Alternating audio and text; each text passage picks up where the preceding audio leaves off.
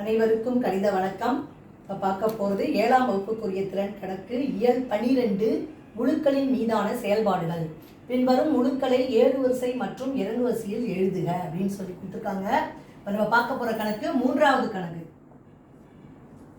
கணக்கை பார்க்க போகிறோம். இப்போ என்ன பண்ண போகிறோம்? ஃபஸ்ட்டு ஏறுவரிசையில் எழுத போகிறோம். ஏறுவரிசையில் என்ன பண்ண போகிறோம்? சின்ன நம்பர்லேருந்து பெரிய நம்பருக்கு எடுத்து எழுதணும்.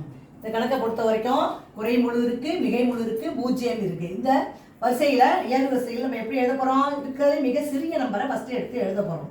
இருக்கிறதே மிக சிறிய நம்பரு -1000, அதுக்கடுத்து -100, அதுக்கு பிறகு என்ன இருக்குன்னு பார்த்தீங்கன்னா -10, அப்புறம் -1, அப்புறம் 0, அதுக்கு பிறகு மிகை முழுவில் 1, அதுக்கு பிறகு 10 இருக்குது, அதுக்கு பிறகு 100, அப்புறம் 1000.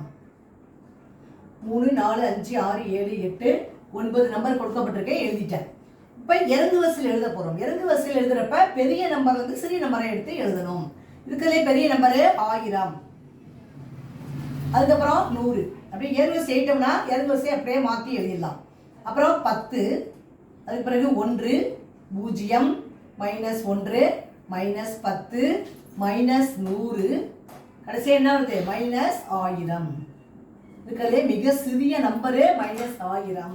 இருக்கிறதுலே பெரிய நம்பர் இந்த கணக்கை பொறுத்த வரைக்கும் +1000. புரிஞ்சுங்களா?